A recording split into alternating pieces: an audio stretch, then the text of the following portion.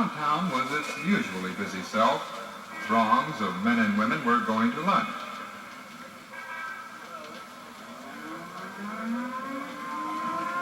There goes the alert siren.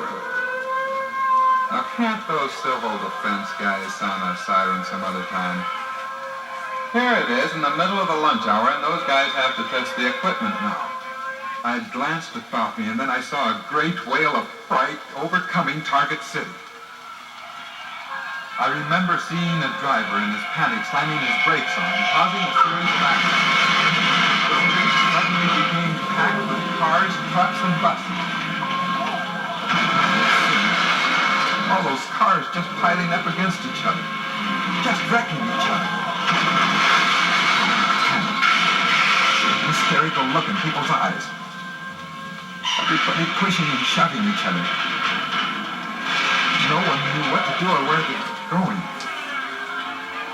I've got to get home. My wife, my children. But the noise. The people screaming. Please stop screaming. And I saw the elderly lady fall to the street. And people in their raving and panic use her body as a stepping stone to climb over vehicles. Then, it happened. The beginning of our end.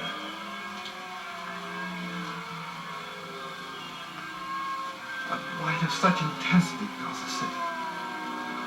And no one could see anything but its exploding brightness. Then the wave of thermal heat follows. The temperature rises to thousands of degrees. Our city was on fire. The fire knew no exceptions. The beggars' rags, the babies' diapers, the minks of the rich, even the robes of the church. The awful heat. Couldn't stand it. The smell. Terrible, rotten smell of burning flesh. And I pleaded, please, somebody help. Help me, please.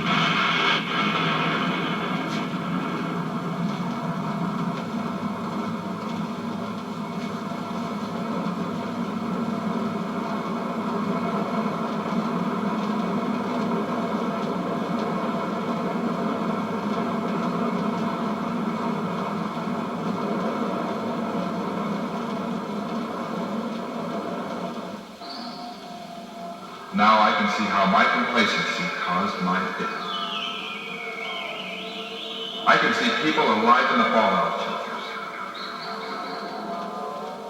Had I read the rules as set forth by the Office of Civil Defense, I would be alive and in that shelter now.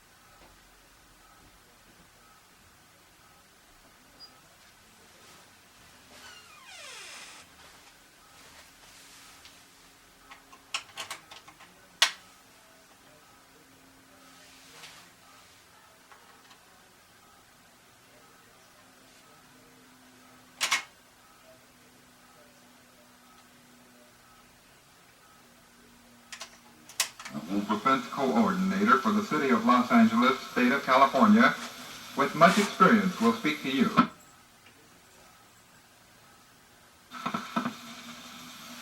Mr. Jack Fuller, Civil Defense Coordinator for the City of Los Angeles, State of California, with much experience, will speak to you. His training in civil defense safety rules may save your life and the lives of your loved ones. Mr. Jack Fuller. My being here is to inform you of the proper procedures to take in the event of a disaster. In our nuclear age, seconds today mean survival.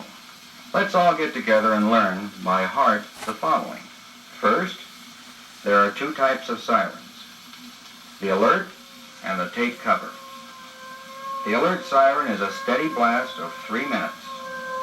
This siren will enable you to follow any operation plans in your community. Next, the take cover siren or warbling tone. This means exactly what it implies. When you hear this signal, the attack is due now, so take cover. Next, we learn about Conelrad and the emergency frequencies on your radio dial at 640 or 1240. Memorize those numbers. Official information and instruction will be given when any emergency arises at 640 and 1240.